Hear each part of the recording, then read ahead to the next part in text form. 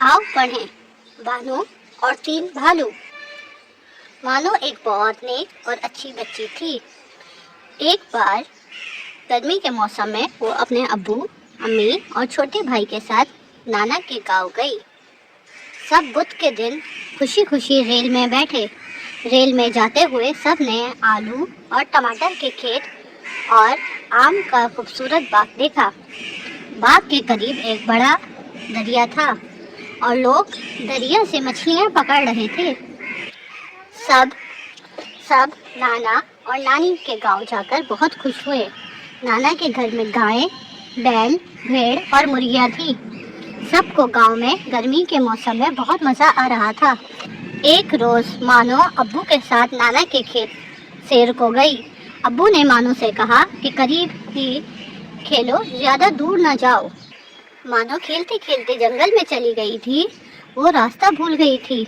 उसको याद आया कि अब्बू ने कहा था कि दूर न जाना। अब मानो बहुत परेशान हुई और रोते रोते आगे जाने लगी। कुछ दूर जाकर उसने एक छोटा सा खूबसूरत बाग देखा। वो उस बाग में गई कि कोई उसको रास्ता बताए और उसने कई बार मदद की आवाज दी। बाग में कोई उसकी मदद को न आया। मानो बहुत भूखी हो गई थी। धूप भी बहुत हो रही थी। मानो को एक तालाब नजर आया। मानो ने तालाब से पानी पिया। फिर मानो आगे बढ़ी।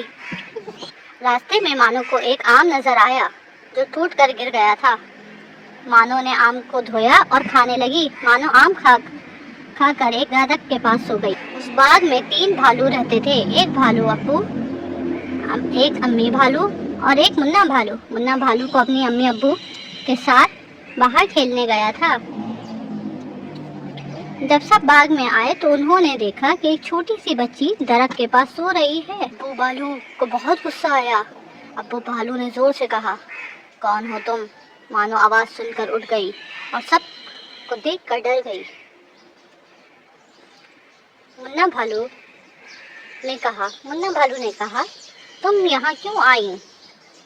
सब भालू मानो के करीब आने लगे। मानो डर कर जंगल की तरफ भाग गई। मानो बहुत दूर तक भागती रही। आगे जाकर मानो को नाना का खेत मिल गया।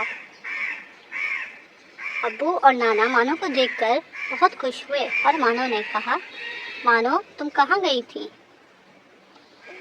हम सब तुम्हें ढूंढ रहे थे। मानो रोते हुए कहा कि मैं जंगल में खो गई थी। फिर मानो ने सारी बात अब्बू को बताई। अब्बू ने मानो से कहा कि अम्मी अब्बू की बात मानते हैं और अम्मी और अब्बू से पूछे बगैर नहीं जाते। मानो ने अब्बू से कहा कि अब्बू, मैं फिर ऐसा नहीं करूँगी और आपकी बात मानूंगी।